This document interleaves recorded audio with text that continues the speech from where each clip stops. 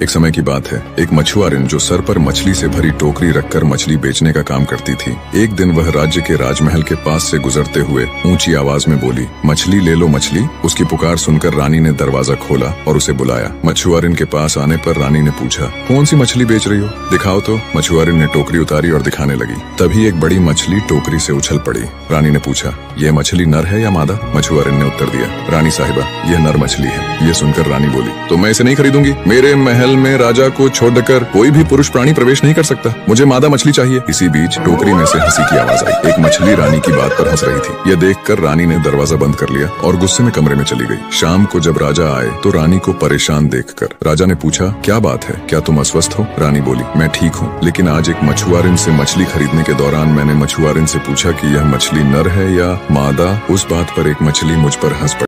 रानी बोली, अगर मुझे इसका कारण नहीं पता चला कि मछली मुझ पर क्यों हंसी, तो मैं जहर खाकर अपनी जान ले लूंगी। राजा यह सुनकर चिंतित हो गया। अगले दिन राजा ने अपने मंत्री को सारी बात कही और साथ ही कहा, तुम्हारे पास 6 महीने का समय है। अगर इसका उत्तर नहीं मिला तो तुम्हें मृत्युदंड दिया जाएगा। इतना सुनकर मानो मंत्री के पैरों तले जमीन खिसक गई हो। मंत्री बोला, जो आज्ञा महाराज, मैं जल्दी से जल्दी पता करता हूँ। मंत्री ने कई संभव प्रयास करे। वह अनेकों विद्वानों, जादूगरों और ज्ञानी लोगों के पास गया और पूछा, लेकिन उसे कोई उत्तर नहीं मिला। 5 महीने यूं ही बीत गए। जवाब की चिंता में मंत्री का शरीर सूख कर कांटा हो गया। अब मंत्री को अपनी मृत्यु निश्चित लगने लगी। उसने अपनी सारी संपत्ति अपने पुत्र के नाम कर दी और कहा, जब तक राजा का क्रोध शांत ना हो जाए तब तक तुम इस राज्य में मत आना। मंत्री का पुत्र बुद्धिमान और सुंदर युवक था। उसने पिता की बात मानकर यात्रा शुरू कर दी। चलते चलते वह एक गांव पहुंचा, जहां उसकी मुलाकात एक वृद्ध किसान से हुई। किसान के साथ वह बातचीत करते हुए यात्रा।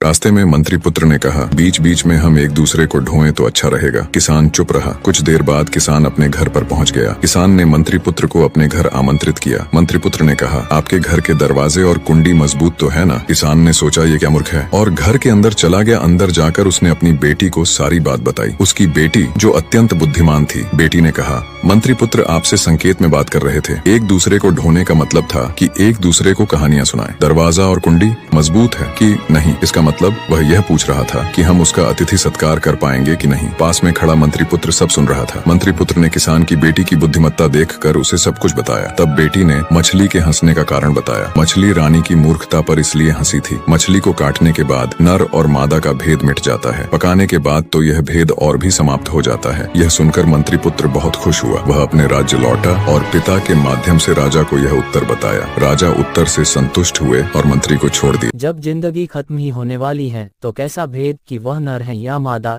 इसलिए मछली रानी के मूर्खता पे हंसी।